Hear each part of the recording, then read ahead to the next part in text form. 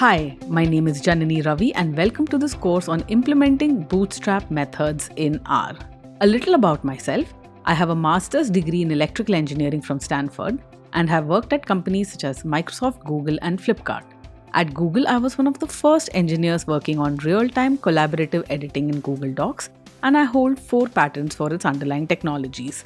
I currently work on my own startup, Lunicorn, a studio for high-quality video content.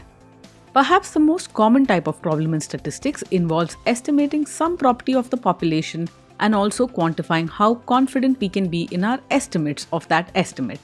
In this course, we will explore an almost magical technique known as the Bootstrap method, which can be used in exactly such situations, even when we know nothing about the distribution of the underlying population.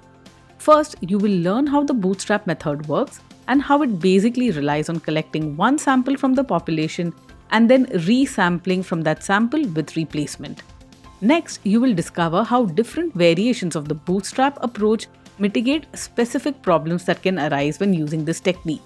You'll see how the classic Bootstrap is different from the Bayesian approach that goes one step beyond just giving us confidence intervals and actually yields likelihood estimates. You will also see how the smooth Bootstrap is equivalent to the use of a kernel density estimator and helps smooth out outliers from the original sample. Finally, you will explore how regression problems can be solved using the Bootstrap method.